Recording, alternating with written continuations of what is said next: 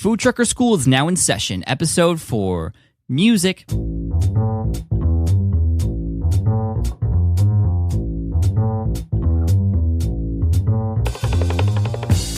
Hey, what's up, food truckers? Welcome to Food Trucker School. This is the podcast for you if you're just getting started with your food truck business, or maybe you've been doing this for a while and you really want to know what's trending and what's in right now in the food truck business.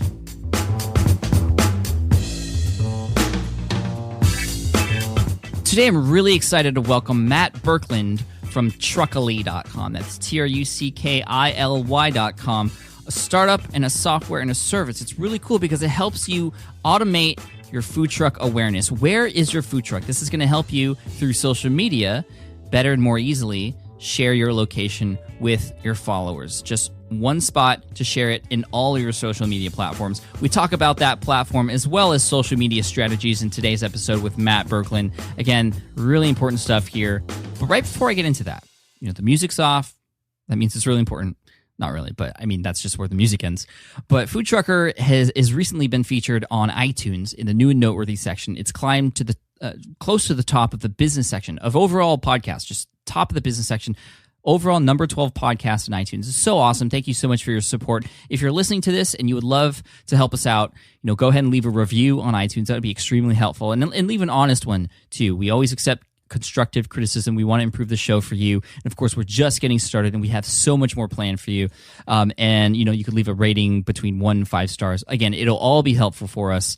And just thank you. Thank you so much for the support. So let's go right into the interview with MattBerkland, again, from Truckily.com. Matt, how are you today? Oh, good. How are you doing, Pat? I'm doing great. Thank you for asking, Matt. Now, we will be talking about Truckily really quick and your story and stuff, but I do want to let the listeners know that we will get into social media strategies and things to think about when it comes to building your fan base and increasing awareness on these platforms. All really important stuff, and of course, all stuff that Truckily helps us do. So why don't you go into a little bit about how you got into the food truck business? Sure. So we got into the food truck space about a year and a half ago, maybe a little bit longer. We were actually out in San Francisco. We wanted to go and look around for some of these, the really popular food trucks that are out there, and we just had the darndest time finding them. We tried to watch their Twitter feed and try and kind of figure out where they were going to be. And by the time we'd gotten there, they'd already left, and kind of thought to ourselves, there's got to be a kind of a better way to do this, some sort of app or platform that could help make this easier for diners like us. And so that was kind of a thought we had, and we put on the back burner for a little bit, and then actually out of a startup weekend, we kind of pulled the idea back out and put together an alpha and really kind of started running with it to make it easier for both the diners and to make the food truck owners more efficient too, with keeping all their fans and everything up to date. So that's kind of how we got started. We've been going as fast as we can ever since. Yeah, that's awesome. So you said you started 1.5 years ago. Were you at all involved in the food truck industry before then, or were you just a food truck fan, looking to get good food at the time?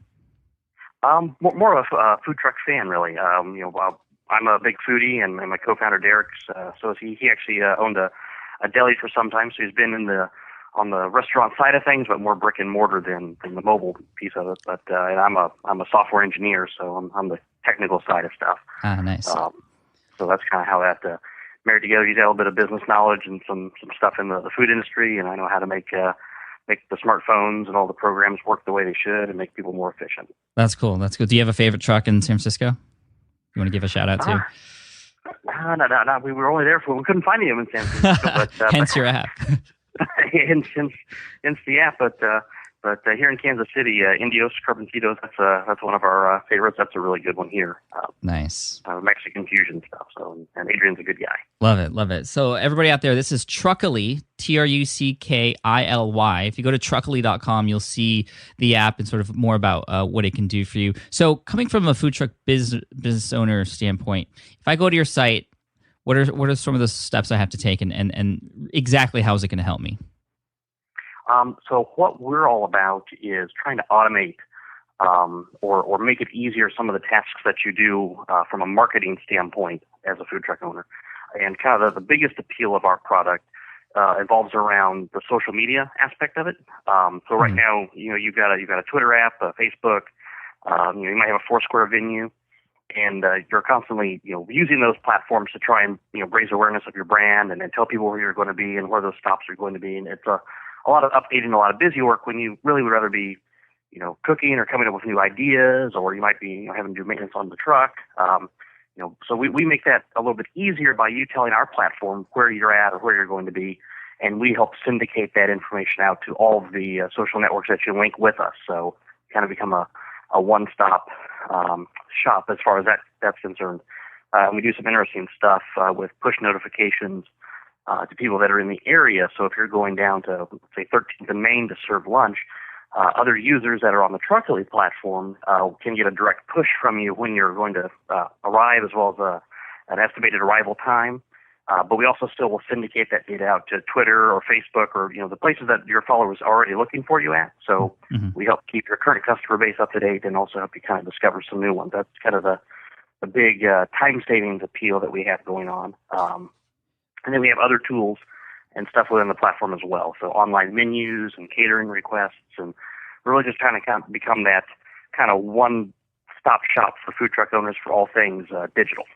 Awesome. That's really cool. I really like the push notification idea. I think, that's even more powerful than just sending an email or, a Twitter message or a status update. Because sometimes those Twitter messages get lost in people's feeds, and same thing with the Facebook messages.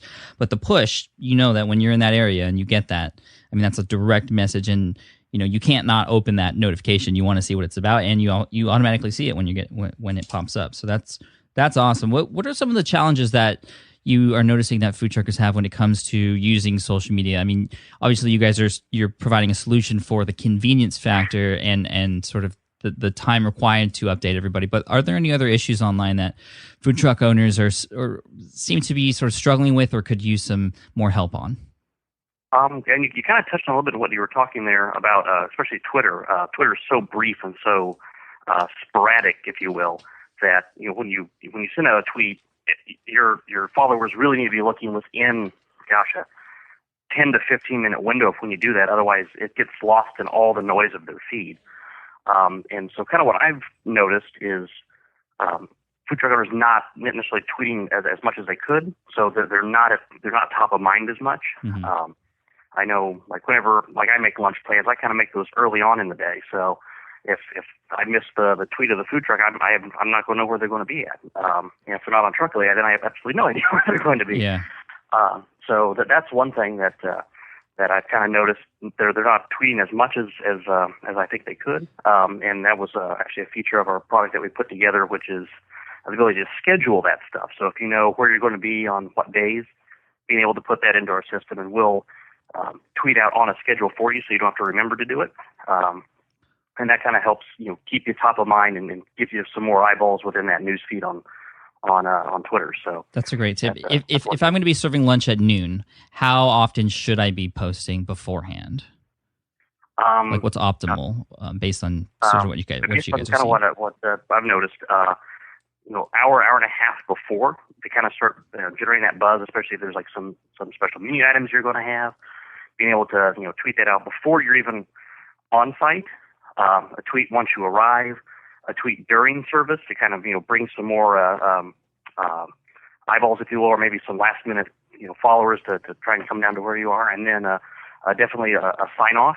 When you actually are leaving, let everyone know you've wrapped up, so you don't have the disappointed diner coming down. You've already left, and then something later on in the evening, kind of giving an update of where you might be the following day. And then rinse, repeat. Yeah, I like that rhythm. When you think about it, that's 5 tweets within, just a few hours. And for those of you out there listening, you might be scared to tweet that often. You might think you're going to be upsetting your audience, but they're not always going to see all the tweets. And a lot of them might appreciate that one that they see that you probably wouldn't have done because you weren't doing it quite as often. You shouldn't be too afraid, especially on Twitter. I think Twitter, more than any other platform, you sort of have permission to send a few more tweets than you might think because it's only 140 characters. And like you were talking about, the feed just moves really fast and you only have a 10 to 15 minute window really to catch people. Exactly. Now, how about on Facebook? Now, you guys automate messages to Twitter and then also Facebook. Facebook, is it treated differently, or are you also using the sort of 5 posts rule? Facebook, I tend to say more content's better, just because of, especially with some of the changes that Facebook has done around fan pages, and that stuff doesn't show up in everyone's feed. It used to, but now with the I guess the adoption of more of that. The Facebook is kind of selective as to what updates you see from what pages you like. Yeah, So it's crazy. I mean, they're just trying to make money for their investors, but it's a struggle for every. I mean, I have a Facebook fan page on another business that has around 50,000 people, and my post only gets shown, and it tells me in the analytics between 8,000 and 12,000 times. That's 20% of the people who have like clicked to become a fan. It just doesn't seem fair almost. But so what are some of the strategies that food truckers are using to get seen? You said add more content. What does that mean exactly? Well, not necessarily more content, but like more it's interesting kind of like content? a lottery. Not necessarily content. It's kind of like playing the lottery. If the viewers out of your following, of your fan base that get to see those messages on Facebook are relatively random, well, the only way you can touch more of those eyeballs is to update more often, so you can affect a larger percentage of that base. So, Are you able to include photos in through Truckily in your posts? Not right now. That's actually been a pretty requested feature, so we're looking at adding that.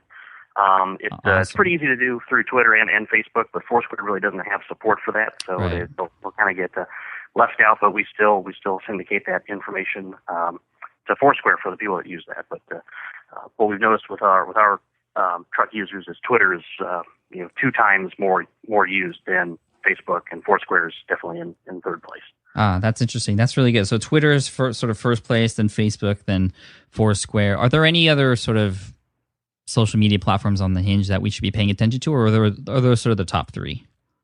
Those have really been the top 3. Twitter and Twitter, far and above is the most useful. Because there's like Google Plus and LinkedIn, and those are popular in some niches, but it just sounds like that, based on your experience, that those aren't really worth paying attention to, or at least pushing out notifications and sending messages as far as location is concerned. Is that right?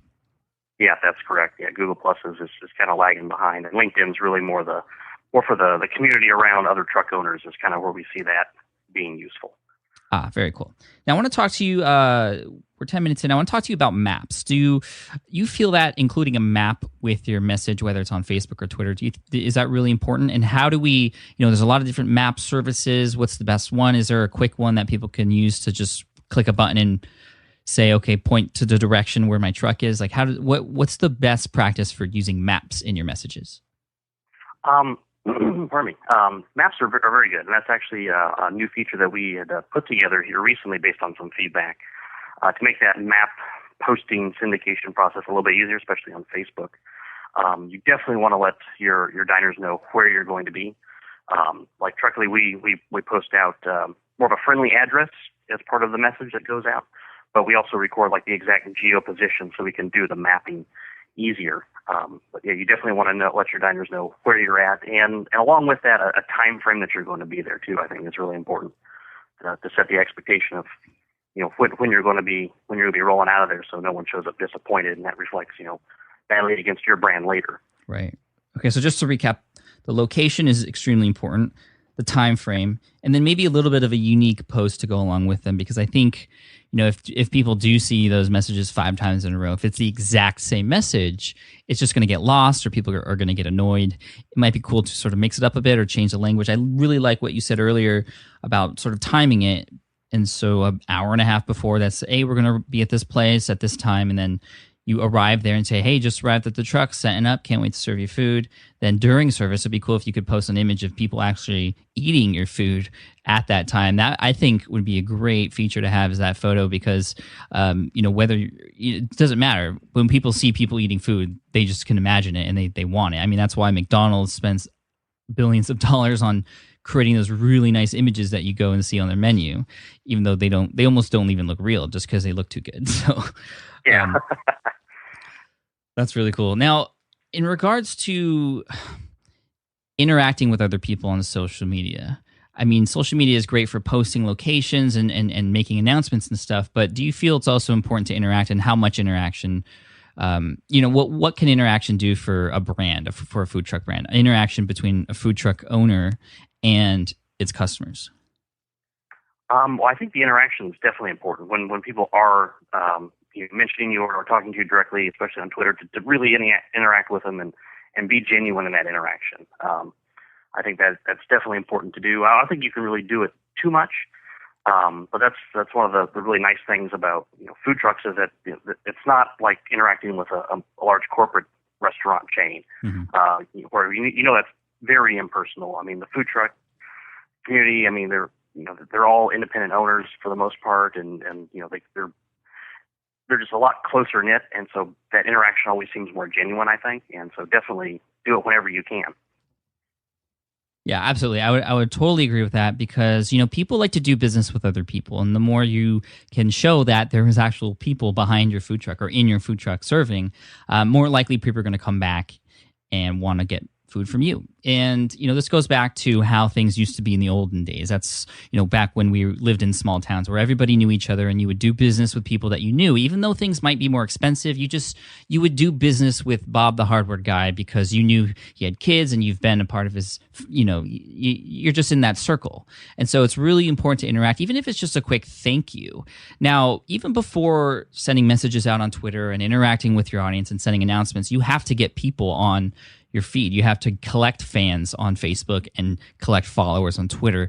What are the best practices for doing that? I mean, there are lots of different strategies. What would you say are maybe the top 2 ways that food truck owners are building their fan base?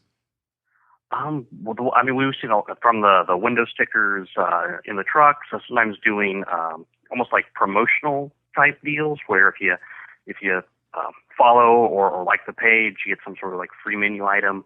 A soft drink or something, low cost, but that's kind of what we've seen. I mean, there's all kinds of different ways that you can go about doing it now. Mm-hmm. Now, what would you, where would you rank Instagram? Because I've noticed, at least here in San Diego, Instagram is starting to become a popular social platform for food truck owners. And I remember going to a food truck. It's called Urban Eats here in San Diego, and I actually got something in return for taking a picture of my son in front of the truck, which I thought was really cool, and posting it on Instagram and having a hashtag to go along with it. And then they ended up retweeting that Instagram message, which was really cool for me as a patron, even though, I'm not trying to collect their fans. It was just cool to get acknowledged from that food truck. Are you seeing Instagram starting to gain some ground here? I mean, it's really popular as far as, photo sharing and getting to know the ins and outs of other people's lives and getting to know other people more personally. Do you feel that Instagram is growing and you're seeing a trend here as far as food truck owners and Instagram? We're starting to see a little bit. People are definitely reaching out to Instagram more, doing lots of photos of the cuisine, which are great. We're working on integrating your Instagram feed into your profile page within our app. Nice. Instagram makes the process of making a quick snapshot look good, which is important. I mean, we eat a lot with our eyes. Yeah, those filters come in handy. Those filters can definitely come in handy. So we are seeing it become more adopted. But as far as like the best practices of how best to leverage Instagram, I think we're still trying to figure that out. Mm-hmm. But I definitely like the example that you just cited, where it garners back to that interaction directly with the truck owner, and that feeling like the guy that's behind the truck, and he's trying to help you out and make you feel good, and you're helping him out. I think that type of stuff's great. Awesome. Thank you for that. A couple more questions for you, if you don't mind. Sure. First one: if I'm just starting out, just got a brand new food truck, I don't have any fans at all, where do I start? Because I can't. I mean, it's a little overwhelming to say, okay, I got to do Facebook, I got to do Foursquare, I got to do Twitter. What's the one if I had to choose one platform, what would you recommend I do, and how would I get started from zero? From absolute zero. Well, from what we've seen, I think Twitter is where you're going to get the most engagement. Obviously, a platform like what Truckily has put together will make that job a little bit easier. That you can still play in all the different spaces, but we'll help get you down to just one interface to do all the work. And then from just getting out there and getting started, looking maybe more for like some shared space. I've heard of people like trying to partner when they were starting up with maybe some bars or places that don't have kitchens, to kind of work with them.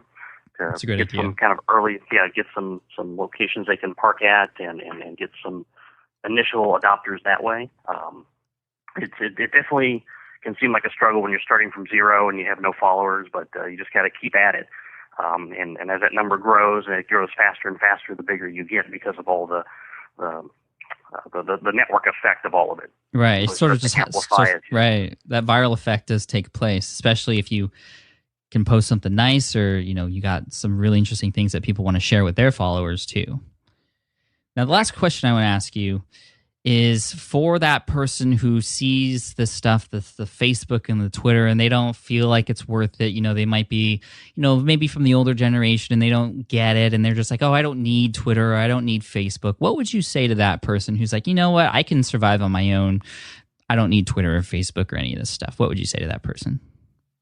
I can definitely appreciate that viewpoint. I mean, stuff nowadays definitely does seem to move a lot faster, and there's a lot more you got to learn. And but in the end, I think playing all the channels that you can only helps build your business quicker.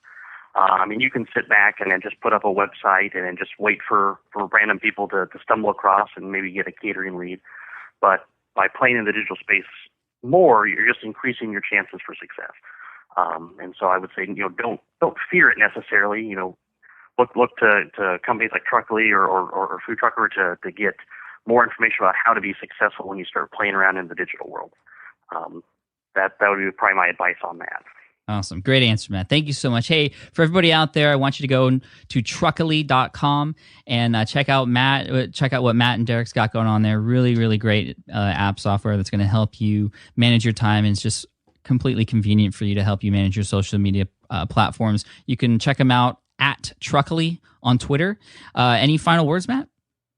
No, thanks so much for taking a little bit of time, and we're going to put an offer code out on the website. So if you want to put in what would be a good offer code that would go along with your podcast? Probably just Food Trucker, FOOD Truck R, and that's it. Sounds great. If you put that in, we'll give you access to some extra beta features we've been working on, so you guys can play around and see some of the cool stuff we've been working on before anyone else. Awesome, man. I appreciate that. I'm sure everyone else does too. Absolutely. All right. We appreciate your time, Matt. Take care, and all the best of luck to you and Truckily. All right. Thanks, Matt. Appreciate it. Bye. All right, food truckers, thank you so much for listening to the show, and thanks again to our guest, MattBerkland from Truckily.com. Again, that special code to get access to those beta features on Truckily.com is simply Food Trucker. Now, thank you so much again for listening to the show. Again, we are on iTunes. You can subscribe to the show to get these podcasts automatically delivered to you in your device. You can leave a rating and a review to help us out. Again, an honest review is really important. And here's to you and your success. Stay warm, stay profitable, and stay awesome. We'll see you in the next episode. Happy holidays to all of you. Peace.